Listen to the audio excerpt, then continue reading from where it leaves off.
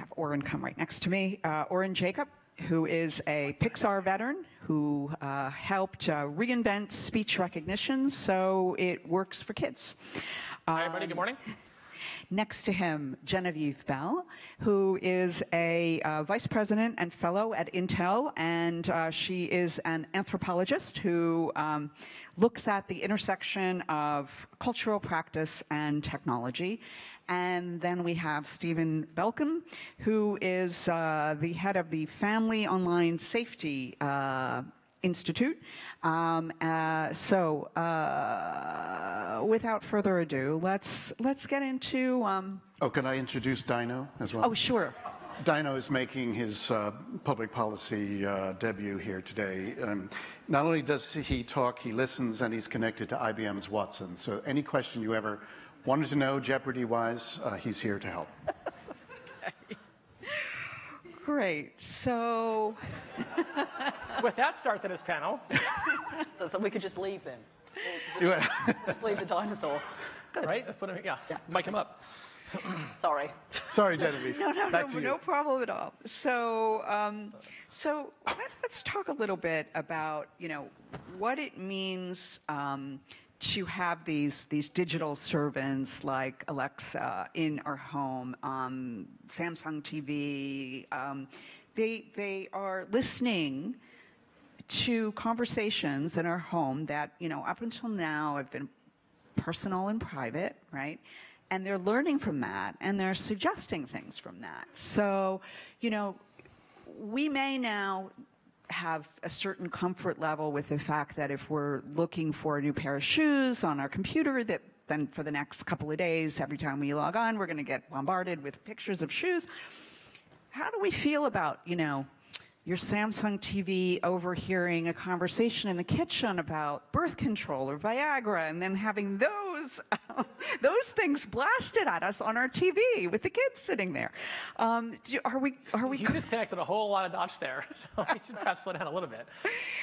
Okay, I'm purposely taking this to but I think that what most people may not realize is that by accepting recording devices into our homes, you are giving up your Fourth Amendment right. If you have a device that you've willingly put in a device that's listening and transmitting to a third party, you've waived your right to privacy under the Electronic Communications Privacy Act.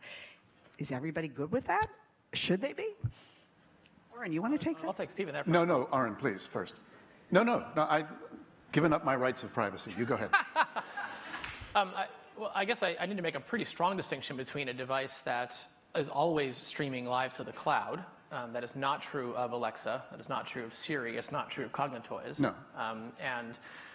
The act of listen to me or not can be, I think, reasonably accomplished with understanding by physical contact with the device, listen to me, or by Alexa, wake up, and using a wake up word as well, too.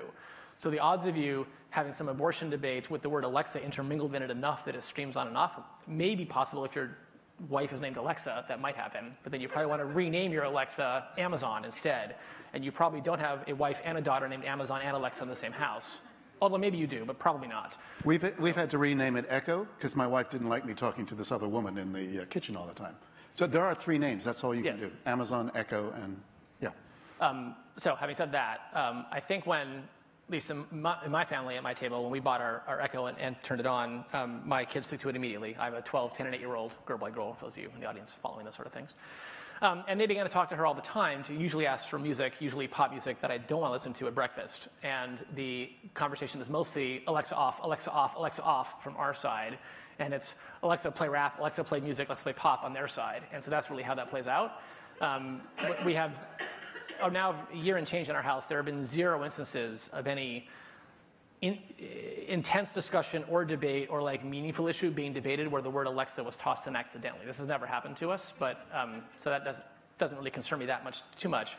I would further add that, as I did in fact last night, because we were discussing this in our house, independent of this panel, if you go to the Alexa app, which you all have on your phone to configure it, you have a streamed newsfeed effectively of everything you've ever said to her sitting there on your app right now, and you can play it back. Plus, you can control it from the other room, which is super funny.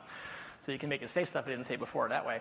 But that's there and present, and so if that is the case, I would go delete it if I didn't want Amazon to know it, and Amazon does represent quite effectively. They will take the data off their servers if I ask them to do that as well, which is something they offer as well too. I can't speak to the Samsung device you mentioned specifically. That seemed to not, from my understanding of that some time ago, there was not an activation word there that might have been streaming live off the time, and I don't support that. I think that activation keywords or physical contact with device, like press the Siri button, hey Siri, what's up? I think it's a pretty clear distinction. You're like calling someone else. You're sending data off somewhere else, at least in my perception. Yeah, and I would just say that the only way that Dino will hear is if you push his button there, you see a light comes on, you speak to him, and, well, him, her, it, and it responds. So I agree with Oren that either, you know, some kind of command needs to be, in a minute. He didn't understand what I had asked him.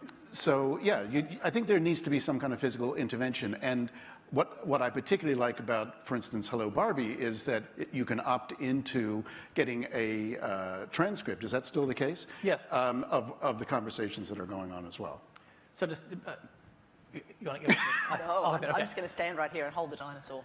And let you guys talk. With Alexa, the way that works is on your Alexa app on your phone, you're always getting the feed. Like half a second after you say anything to it, it shows that they're live all the time. That's true of our services we offer that parents can log into to see what was said to Barbie, but on the order of once a week. Once a week. Well, I think it's worth just to taking a second to explain how Hello Barbie works, because probably a lot of people in the room don't. Yep. So Hello Barbie came out about a year ago. It's a normal form factor doll, so 11 inches tall, and does fit her previous outfits, largely speaking. Inside of which is a fully capable, secure IoT device. So it's a press and hold to talk metaphor. So you're pressing a physical button, it's her belt buckle, and you say, "Hi Barbie, how are you?" The microphone on device hears you. That's streamed off via Wi-Fi, usually in your house somewhere, to a router, and then connected to our servers. That audio stream is processed from speech to text. We understand what was said as best as we can. We decide what to say back, and the audio is streamed back, like it is hearing music play in your Alexa. And the speaker inside of Barbie says, "Hi, how are you?" And so is a two-way conversation ensues. So it is a physical on switch, which is the belt buckle on the doll. The doll is only activated once parents have granted formal consent for that, and sent an email back to confirm their consent as well. And then once they do that and the doll's played with, then about a week into it, roughly speaking, we send an email to parents saying, here's the top 10 funny things your kid said to Barbie, so that parents are aware of what's gone on, and then parents can manage their data as well, removing it from our servers or not, as the case may be, although most think it's pretty fun to listen to what their kids say. So Genevieve, how does this new type of interaction between children and machines, what's the impact of that on the kids? And do you think this is a good thing? As a cultural anthropologist, I'm always unwilling to declare is it a good or a bad thing, because I want to sort of suggest it's a more complicated landscape, right? And it's important it's important to remember a couple of things. This is not the first time we've had anxieties about toys. I mean, starting with Freud, in fact, and dolls that looked like humans. Freud's notion of the uncanny stems from a moment in time where toys came into our lives that were more lifelike. We have had toys that talked, toys that, appeared to have bodily functions, for those of you who are old enough to remember those. They don't appear, they do. They do, yeah. That's right. Make a mess. I know, well, thank you. Chatty Cathy and Betty Weddy, I think those are the two. not my childhood, maybe some of yours. We had the Furby. And let's remember what an interesting kind of object that was when it appeared, and the anxiety it caused because it appeared to be listening. So, you can remember it was banned inside certain security agencies because there was some concern that it was actually recording. So the notion about kids and toys and sites of anxiety is not a new thing. I mean, the piece that is new, and both Oren and Stephen are reflecting on that, is that this has gone from an object that appeared to be listening, or appeared to be talking and making noise, to something that is actively appearing to be listening and engaging. And that transformation from just talking to a conversation is a significant shift. And it's one that actually pushes, not just for kids, but on many of us who are in the kind of a world of new technologies, where we're moving from having to think about human-computer interactions to human-computer relationships. And what the nature of that relationship is up for grabs. You started by describing all of those things as servants, and that suggests a particular power relationship. I think there are other metaphors that get employed here about what that is going to look like. But, how do we feel about our kids and ourselves having relationships with things that aren't entirely human? That's loaded territory and always has been. And oh, by the way, it looks different outside of the US than it does in the US.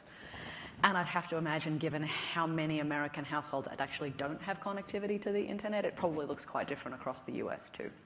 If I could just add 1 second to that, I think there are several great points you made there. I'll highlight just one of those, which is the shift of using language to connect humans and computers, broadly speaking, is a fundamental change to the field of computing, full stop, period.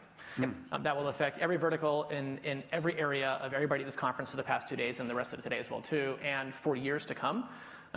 That is a meaningful difference of computers now understanding, to certain degrees and in certain ways, the language we ourselves have evolved to develop, broadly speaking, and not having us go to computer class to learn to hack Python. And generates different behavior, right? So yes, the way we feel about what it is to use our voice rather than to type are very different things. When you think about the history of what are the things we have talked to in the world, other people, animals, and gods. I mean, it's a limited set of things where you use your outside voice, right? And I think there is something really interesting and intimate at a kind of social and cultural level about speaking to things and having them speak back. So I think you're right. The shift to voice is this profound moment where I'm sure a number of you have had the experience of thanking a talking thing in a way you would never have thanked something else.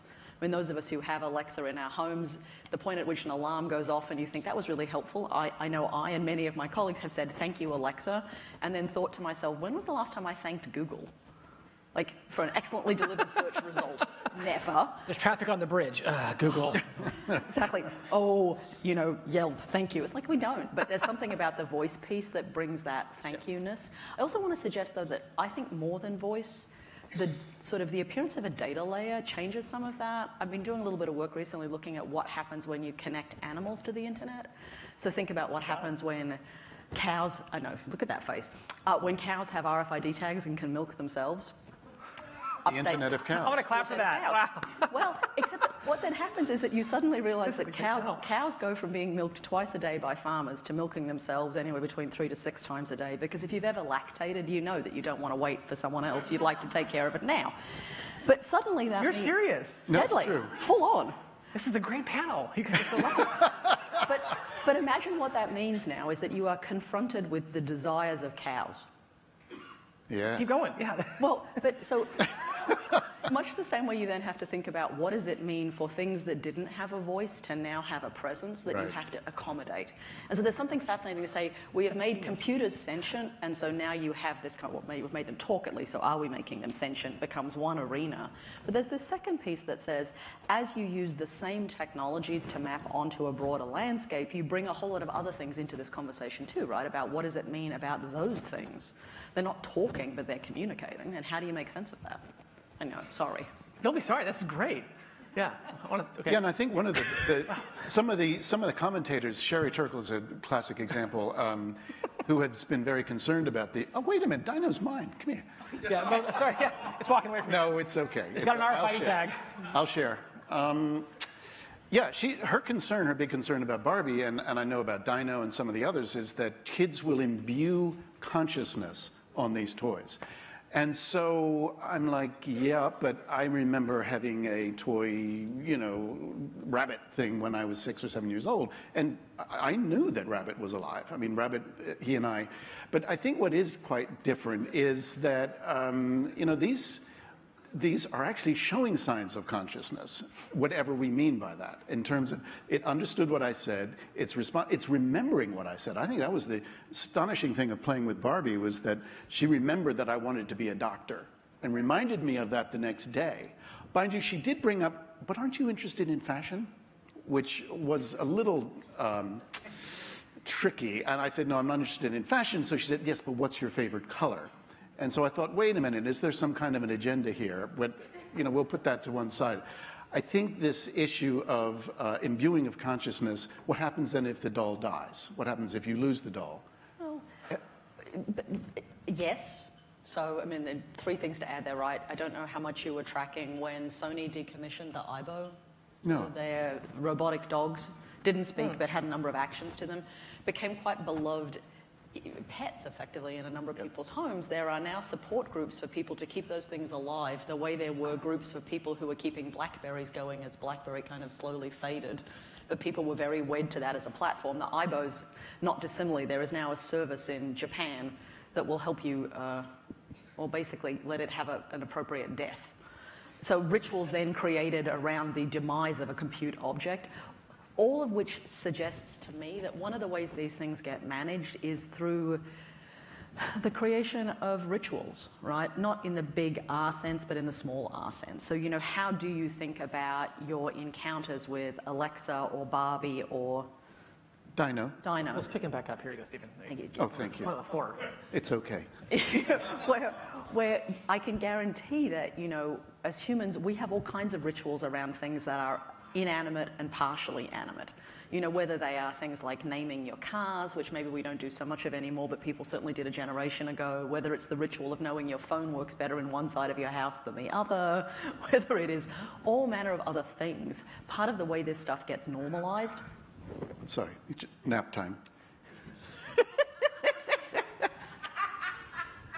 Excellent. Alexa, off. No. Part of the way these things get normalized is that we actually find ways to fit them inside our worlds, right? And I think on the one hand, you can ask the question of what will happen if kids develop an emotional relationship with their toys, but I think they've always done that. You had an emotional relationship with a rabbit. I had a bear. I'm willing to bet even you had something. Yeah, so in our house, my daughter Toby, we had an adoption ceremony for the American girl down the street. One of the older girls in high school who graduated and gone to college, and we had a half-an-hour event where adoption papers were signed, so Toby received that American Girl doll. And that's very common. There's no laughing here. If you're an American Girl family, you've probably been in line in Palo Alto, like 7 hours deep, to talk about the Girl of the Year as she comes out, broadly speaking, and that's quite common, in fact. I actually got to visit, working with Mattel, the American Girl facility out in Wisconsin. And if your American Girl is colored or like hair chopped off, or your brother butchered it in some way, there's a hospital. And so you can take the American Girl doll, ship it, UPS, out to Wisconsin, and they will fix and repair, handcraft, fix and repair the clothing or doll structure if it's been compromised in some way, signed by the doctor. All of which is to say the notion of kids and toys and complexity isn't new. Right. That's fully embellished, in fact. But you were right to ask the question about what does it mean that those toys are now connected to something other than the family and the rituals that are created, because that's the important piece. Yeah, and also, I mean, okay, for me, it's different to say, okay, a girl is really attached to her American Girl doll, and she can send her to the hospital, and it's really cute.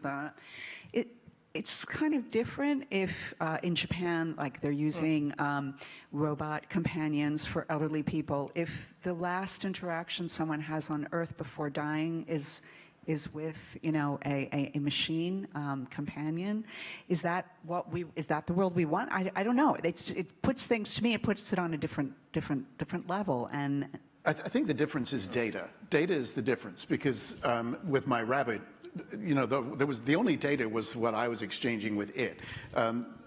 This will both listen to and give data, and so the issue, and so does Barbie and some of the others. Where does that data live? Whose data is it? Who gets to see the transcripts at the end of the week? If you're in a step family, does stepmom get to see it as well as stepdad? What if Barbie overhears Daddy saying something really not very nice to Mommy? Or does Barbie get brought into court? And what did you hear, Barbie? Kind of thing. So I think that's the sort of, we've moved past a certain line. So yeah, I remain concerned, but I'm not afraid of this new world. Do you see there's a difference? I guess I'd make that point that yes, several Barbies were sold and Mattel enjoyed the product, and now she has a smart house coming out this year. But there are how many millions of Alexas and how many billions of Siri and Google Map instances sitting out on the planet today, 100% of which are taking audio data and capturing on the servers today. So Alexa's going to be subpoenaed who knows how many times. And kids take to Alexa just... my kids realize they go, Alexa, order 20 gallons of chocolate ice cream every time, and so our shopping list is like 100 gallons, 20 gallons, 500 pounds, like M&M's, ice cream, and cake, because it shows up on your shopping list immediately. So all we do now is go delete, delete, delete, delete in the shopping list all day long. Well, you do that once, and 20 gallons shows up. It's a lot of dry ice and a lot of ice cream. You're like, I guess we're having a block party, kids. Thanks for ordering that. But They figured that out pretty fast. I want to go back to what you said a moment ago about, Barbie being dragged into court. I mean, True. the whole idea of our devices, how our devices can and will be used against us. I think it was you who mentioned that a Fitbit has already been pulled into court to prove that its owner was not where he said he was. So, is there an issue with our devices listening to us, recording us, and then kind of turning against us? Well, I think, one of the complexities lurking inside that question is our devices. I think, it looks different legislatively in different places on the planet. Whether you own the data that you produce is an open question. In some parts of the world, you own your data trail and your data subjectivity. In other places, it's owned by the companies whose devices you have in your life. So part of the complexity here, and I think it's, Stephen's right to say the data is the different piece in some ways, is that what the data is doing is highlighting what was already a fairly complicated landscape of ownership, sort of data trails, and notions of control. And frankly, in some ways, what it does is highlight that this was never as straightforward as it seemed, and that the data that your body generates, that you generate through your action, may not be yours to control. And when we were doing ethnographic studies, asking people about how they felt about that kind of thing, there were a couple of words they always used, almost irregardless of what cultural context they found themselves in, which I always thought was really interesting. One was that when data was used to get too close to you in ways that felt weird, people would always say it was creepy. So, it was creepy when the bank wished you a happy birthday, even though they knew your birthday, but having it on an ATM screen felt odd, right? It was kind of a transgression. People talked about what it would be to have your car talk to other cars on the road about positioning and things as gossip. So there was this notion of, it's creepy. Are the objects gossiping about you? My driver makes sloppy left turns. Yeah, basically. Yeah. Or, well, my owner. Wow. Well, precisely. But what was interesting in that one, and then the last one was this notion of I'm being judged, was that when we looked across all of those kind of responses, what you see is this, in some ways perfectly reasonable anxiety that many people have in lots of different cultures about how are you being assessed, by whom, and what are the consequences of that assessment. And I think one of the things that this new category of toys does is bring that assessment closer to children. As adults, we've been surrounded by various versions of that assessment for a long time, whether it's what Amazon suggests you need to buy, what Netflix says you need to watch, who Tinder says you should date. We've been surrounded by various forms of judgment and assessment, right?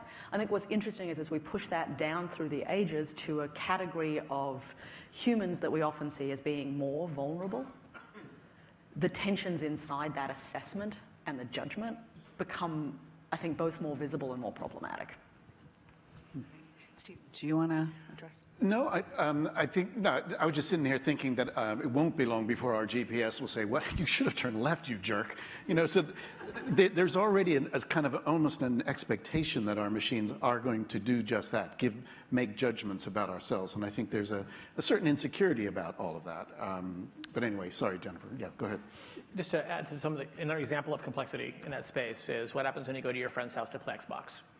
And so that family's bought an Xbox, they've signed up for services, they're paying online for it, data's being captured, voice and gamer control and scores and the rest, and now I'm playing over there. Who owns that data? That is a completely unspecified part of law today. So when you hand your iPhone to somebody else and they ask Google Maps a question, suddenly it's in your account, and how does that work? That there's a first, we could go 500 deep, set of questions that we have not reconciled. Well, and speaking of laws, COPPA, the Child Online Privacy Protection Act, which is there to protect kids under the age of 13 being marketed to, and that they don't give their personal information out without parental consent. Right. That becomes incredibly complex and difficult in the world of Alexa. So if for instance, and I don't know if Echo and Amazon and some of these other, I know that you're COPPA compliant because I've read about your policies, but for instance with Echo, I'm not sure. And even if you've given consent for your own kids, what happens if their friends come in and they immediately they see it and they start talking? Does COPPA cover this? We're in uncharted territory here. Well, and it then adds this second and more, in some ways, interesting layer of complexity onto data sets. So if you think about, the scenario you sort of shared about your chocolate ice cream M&M's problem, one of the things that's happening there is that Amazon and many other systems like it are not deciding who's in charge, right? They'll just listen to whoever the last voice was and comply. And part of the reason for doing that is it's actually very hard to work out how you would script an algorithm to determine who you should listen to and under what circumstances. So, think about some of those early kind of systems that were trying to work out users of objects. Yep. So, Amazon certainly in its early days went through a process where if you ordered things that were too varied, back in the very early days, I portray myself as a very early Amazon user here, I used to get a written letter from them saying, you purchased this and this and this. We have no idea how to reconcile them. Are there other people ordering things, or are you ordering for others? Please explain why you have bought physics books, poetry, and this music. And I would write back and go, no, that's all me. They'd be like, oh, know what to do with you. Now, fortunately, Amazon was heckling you for buying stuff from them? Yeah, basically. What the hell is it? Why? But one of the complexities you now have is, imagine if what you wanted to do was to create something that was protecting your children or more compliant or in some way was going to have an adult kind of supervision layer over the top. You then have challenges about which adult, under what circumstances, when, and even thinking about how you would do this with just adults, right? How do you decide who gets to pick what's on TV? There's a reason why a physical remote control has persisted, because you knew who was in charge. If you were the television, the physical remote control is much easier than trying to say, are you in charge today, or is it your partner? Did you bring out the trash? Did you remember to do that thing? Am I letting you make decisions today? I'm not sure. And getting a system to work out based on social patterns in the house, based on data sets, who's the kind of like the designated grown-up today, to get to protection of kids, to get to notions about choices, actually this really difficult problem. And because we hold a lot of the data out of the data sets, not unreasonably, you get to even more kind of complexity here about what are the algorithms and analytics that you will generate to potentially create the next generation of these things is actually a wonderfully complicated problem. This actually surfaced last night. I was on the phone with my mom and dad. I love them down south in Irvine, and they had set up their Echo Alexa very recently, 2 days ago. And the issue is that the family's Echo, or is that dad's Echo or mom's Echo? Actually presented, because in our house, we have hooked it up to my wife's account specifically, which is Prime, and therefore we get music, and it can play jazz. And they plugged it in their house to my dad's account. He set it up, play jazz. Boom, boom, can't find any. Hackle-mackle's broken, Warren. We talked for a minute, and I have him unauthenticate on his account and authenticate in my mom's account, which is attached to Prime, because he's subordinate to her account in their particular household, and she has Prime attached to her account, and now plays jazz. So is that actually my mom's Echo, or is it the Jacob family Echo? It's a very interesting question, because appliance ownership typically goes with family. It's our stove, it's our table. And should you have a divorce proceeding, you'll fight about the ownership of the items one at a time. So how does that present itself in this case? And it does both of those things in some sense. Anybody can talk to an Echo and it'll respond to anybody in the house, which is your point about who is able to authenticate a purchase. I said buy, it's going to buy. But yet some features are attached to the individual account by identity for my mom's as well too. It's a mixed metaphor there. To actually solve that problem, if there is a solution, is super complicated. I would agree. But there's an example of how that plays out in real life last night. Well, and the Echo at our place, so my wife is British, and she has to speak with an American accent to get it to respond, because I pretty much set it up. And it drives her crazy, because it learned originally from me. But actually, having said that, she loves it, but she does have to use an American accent. I want to go back to the, sort of murky issues of who owns the data, who has access to the data. So, I mean, some people would be maybe a bit startled with the notion of Hello Barbie, that, a transcript of the conversation between the child and the parent is sent by email to the parents. But in practice, from what I understand, like parents might look at it once and then they don't look at it at all. So, we may be making something into a big issue where maybe it's not. I don't know. But there are questions about, does a child have a right to privacy? You have parents who are posting things about their children, photos of their children, things their children are doing on Facebook before the kids are, age of consent and so forth. So just wondered what the panel's thoughts are on that. So I'll go with that one first, just to make a couple of points directly. We strongly believe that parents should be in control of their children's data, full stop, period.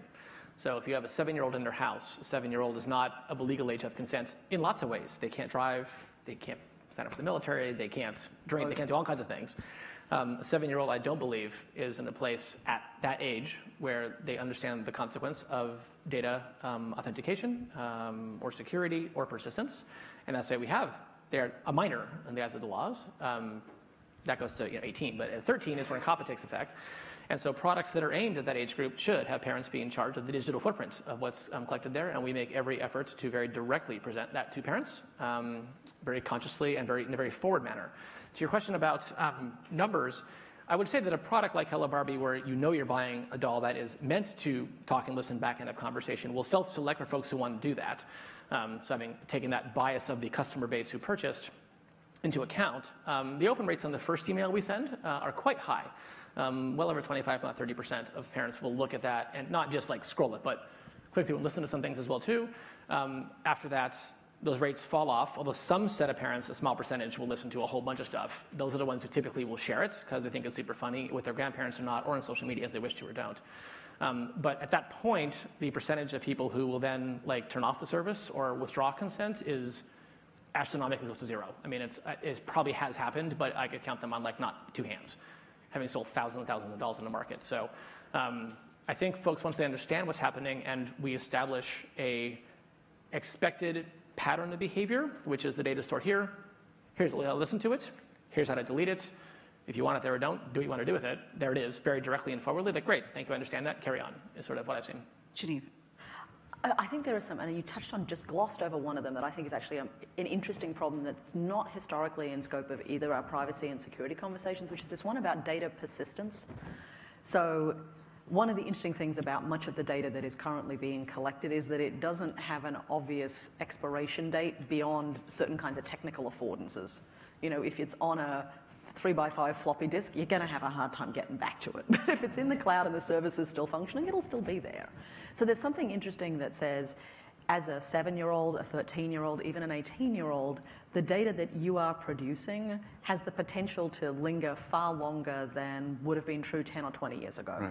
So, you know, most of us in the room, I think, grew up at a time when our parents took photos of us. Most of those photos weren't digital. Some of them got lost. Many of us are grateful. It is more, except me, because I'm the child and anthropologist and they're field photos, so she scans them and puts them on the internet, like, thanks, Mom. But, you know, for the rest of us, we know that much of our childhoods went away and most of us are grateful, right? There is something else to kind of say, what if that data doesn't go away? Who controls it? What happens as the landscape of corporations and governments changes? And companies become other companies, data gets acquired, data moves. And then frankly, I think the one that's even beyond persistence is what happens when certain data sets collected under one set of circumstances are commingled with a different set of data collected under a different set of circumstances, and a new set of logics and analytics are applied to generate a new set of conclusions. I'm not going to give you the kind of dystopic science fiction fantasy there, but you know, what you said to Barbie when you were 13 and your medical history when you were 16 is now being looked at by your healthcare provider to determine if you're at risk for an eating disorder. You know, did you imagine when you were talking to Barbie about wanting to be thin, a persistent cultural, you know, American aspiration, that would haunt you and change your health insurance rates 10 years from now? Probably not. And as a parent, you might not have imagined it either. So there's something that says it's not just about how do you protect privacy or security in the moment. It's also about how do we start to think through, well, and I think we should be thinking about it as adults too, right? This is not just a thing for kids, but about what happens as data is collected under one circumstance, preserved, commingled somewhere else, and then generated to use a third set of conclusions. I don't think we know the answer to that yet. Great point, but just we're running out of time. I want to make sure that we have a chance to. So I gave a talk about who owns your avatar, why do you care, about 7 years ago, and I got 1.3 million Twitter impressions. So people have been like really obsessed with these issues for a long time. What was the article Slow again? down a little bit, we can't understand. Oh, I'm sorry. So I gave a talk about 7 years ago with the title, Who Owns Your Avatar and Why Should You Care? Oh, who owed you? And it got 1.3 million Twitter impressions 7 years ago. So the point being that the angst in this space has been widespread for a long time. My question to you is, How do you see the evolution of the privacy disclosure requirements for what you just mentioned, the persistence of the relationship? So it involves the data and the relationship and the whole emotional tone that will be overlaid on that relationship. And second short question, very short, is pick a date. When will Alexa moderate the first panel? So as long as you're not asking me about when will she moderate the first presidential debate. That's where I thought he was going. Me too. So listen, I think one of the most interesting things that's happened is the way as humans we feel about our digital fragmented selves and the data that is generated by and for us is that we have moved from thinking about it as privacy. Privacy in some ways is about single attributes of single pieces, and what in fact we now have is a capacity to thread that all back together to make, I would argue it's in some ways it goes from thinking about privacy to thinking about reputation. I know reputation's a little squirrely, but I think it's closer. There's a lovely soliloquy in Othello, oddly enough, 400 years ago, about why reputation is actually the most important thing a human being has, more than their authentic selves. It's how others imagine you. And I think there's something here that says, legislatively, we're still arguing about privacy, about individual pieces of data and their fragments, rather than saying, what would it mean to think, and it's hard at a regulatory level, right, to say, what would it mean to think about not just the individual pieces, but the manner in which they are stitched back together and the assessments that are rendered therein. And that, for me, is a shift from talking about privacy to talking about reputation.